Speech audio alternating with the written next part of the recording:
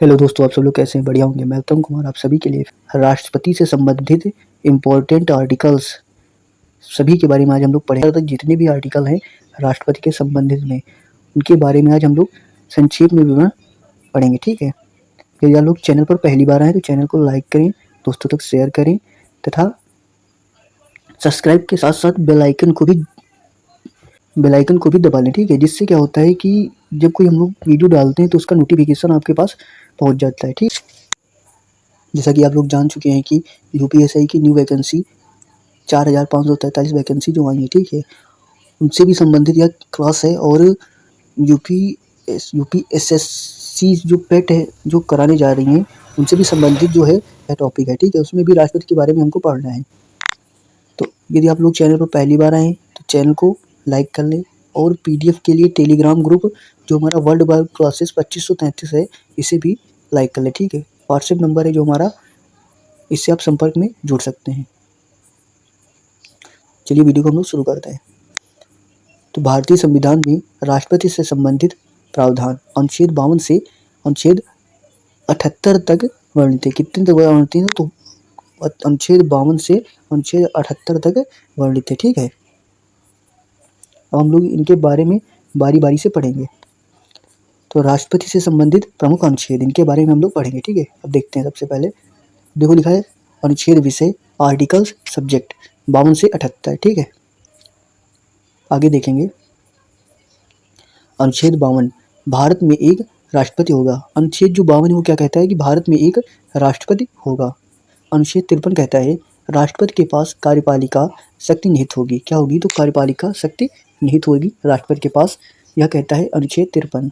अनुच्छेद 54 कहता है राष्ट्रपति का निर्वाचन निर्वाचक मंडल द्वारा लोकसभा, राज्यसभा व राज्यसभा की विधानसभाएं करेंगी। ठीक है।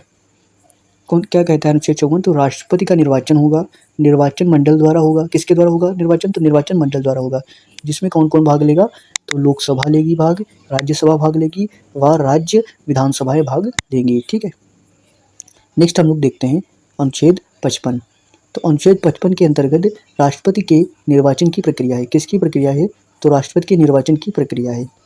अनुच्छेद 56 है जो, उसमें राष्ट्रपति का कार्यकाल नहीं थे, मतलब आप कार्यकाल के बारे में बताया कि राष्ट्रपति जो होगा उसका कार्यकाल कितना होगा, तो 5 साल का कार्यकाल होगा। ठीक है। अनुच्छेद 57 है जो, उसके अंतर्गत राष्ट्रपति के पुनः निर्वाचन की योग्यता के बारे में बताता है। किसके बारे में बताता है? तो पुनर्निर्वाचन योग्यता के बारे में बताता है। अनुच्छेद जो 58 है, इसमें राष्ट्रपति बनने के लिए योग्यताएं, कि तुम्हारे पास क्या क्या योग्यताएं होनी चाहिए कि जो तुम राष्ट्रपति बन सकते हो। ठीक है।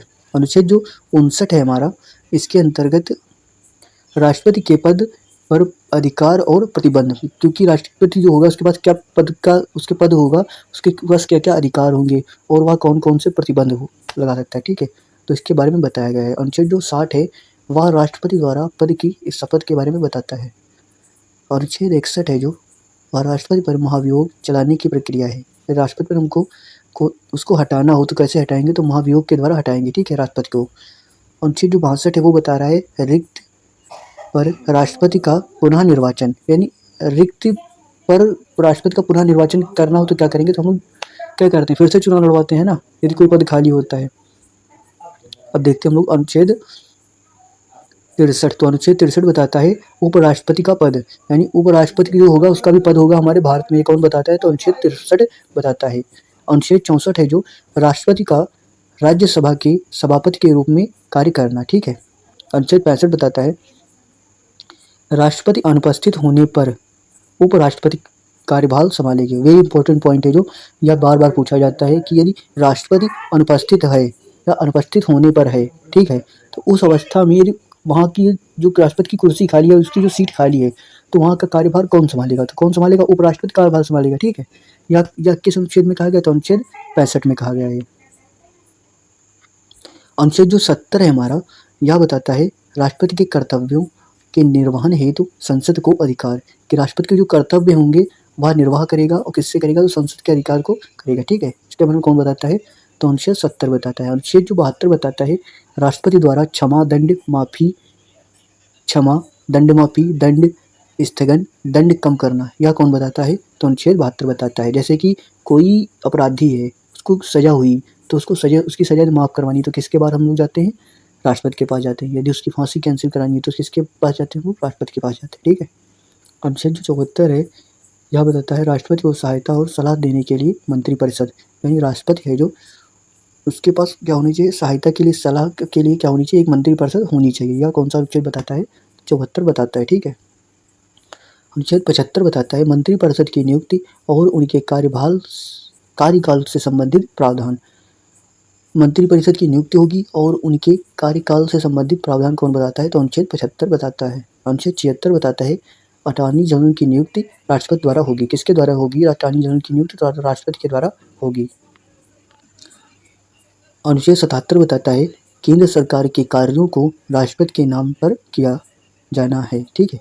यदि केंद्र सरकार के कार्यों को राष्ट्रपति के नाम पर किया जाना, यानी केंद्र सरकार के जितने भी कार्य हैं वो किसके नाम पर होंगे? तो राष्ट्रपति के नाम पर होंगे। ठीक है। यह कौन बताता है? तो अनुच्छेद 77 बताता है। ठीक है।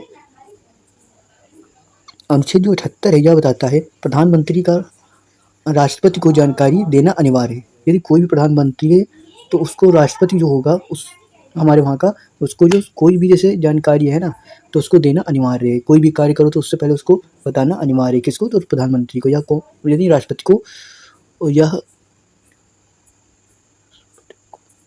ठीक, यह किस अनुच्छेद में कहा गया है? तो 78 में कहा गया है।